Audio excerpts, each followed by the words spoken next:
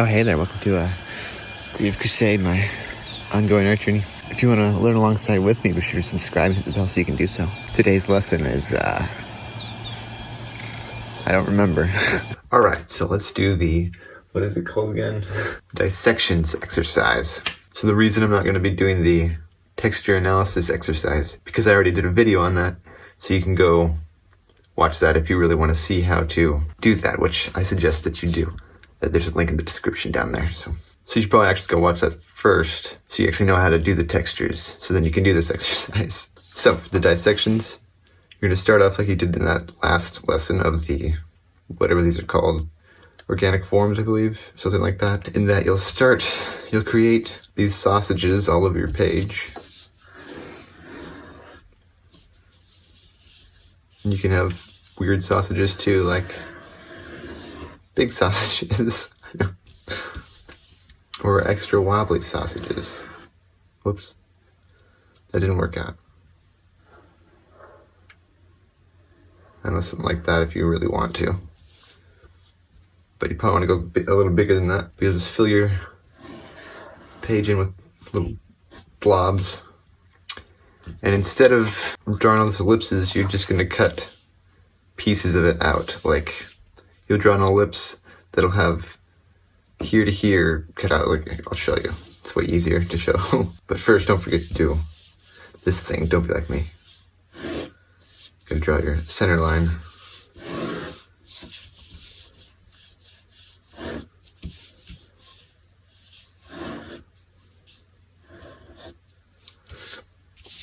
But then you're gonna cut out a piece of this sausage.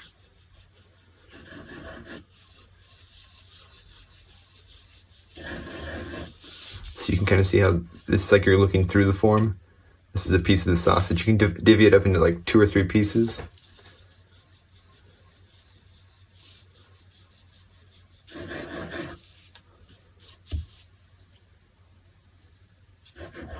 But you can kind of see how this is now 2 separate pieces. This middle area is essentially not there because we cut it out.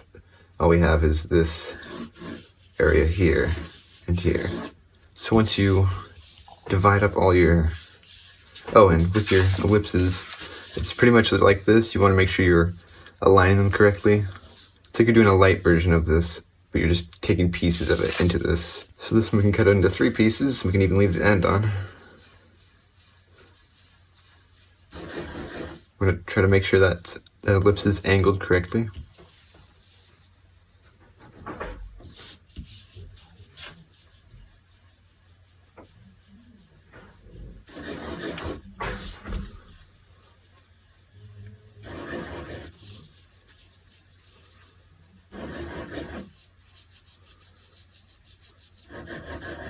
So now we got 3 chunks. If I outline this more, you can kind of see it. But like, this is one separate piece apart from these pieces. And essentially, once you've sectioned off all your sausages, you're going to apply texture to them. And it's a 3D form, so it's extra fun. And by fun, I mean extra hard. So again, if you haven't seen the texture analysis, it's very important that you do that. And again, there's links for that down there. I'm just going to draw a texture on these, and with these you can do 2 separate textures. You can do one texture in this area around this area here, and one texture on the inside in there. So you could have like your own, I don't know, scribbles in there and have something else on there.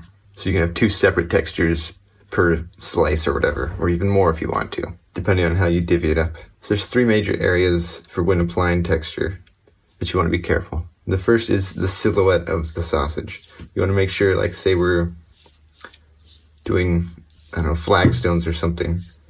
You don't want to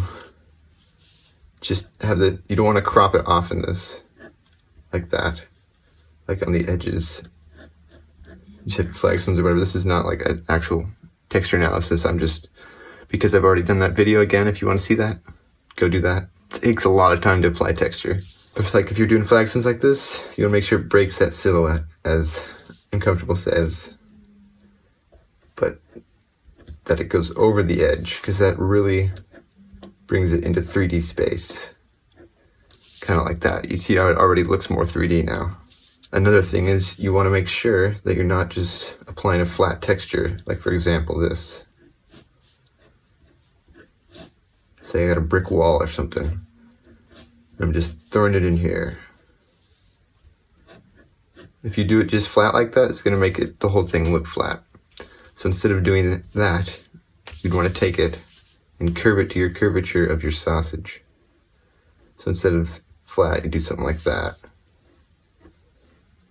This is a really poor example, but it gets the idea across that you want to make sure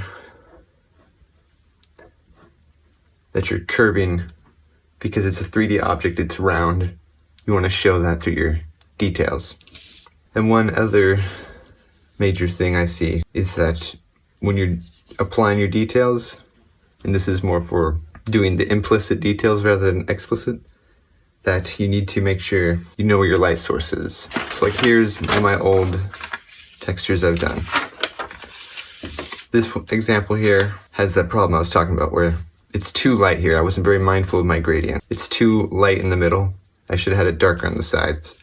This one you can see it a little more. I've established my light is shining right here, and it's going to dissipate around as it goes on the texture, or goes around the form. So you want to make sure, like this one's kind of an extreme example as well. You want to make sure that your light is shown clearly where it is. Otherwise, it's going to look very flat. So you want to make sure, like this one's you can kind of tell. Make sure that your light, a safe way to do it is just to always have your light shine in the center, and then you can just kind of dissipate out, if that makes sense. Like this one's, I think, is a good example, where the light is pretty bright right here, but it gets darker as it goes out. So just be mindful of when you're applying texture, that you know where your light is, and you know how to show that it's brighter there by doing implicit details instead of explicit. This is just a very simple video to show you to get started. If you want to know how to do the textures, if you want to know how to apply textures, go watch that other video and watch Uncomfortable's video on that, because it's very helpful. So that is how you do after you apply this, of course. You'll end up with something like that. It should look like that around there. And that's how you do that lesson. So, hope this was helpful. Thank you for watching, and I'll see you later. I kind of look like a stupid elf with this hair down like this, like, you know, Lord of the Rings, where their stupid ears stick out. Like,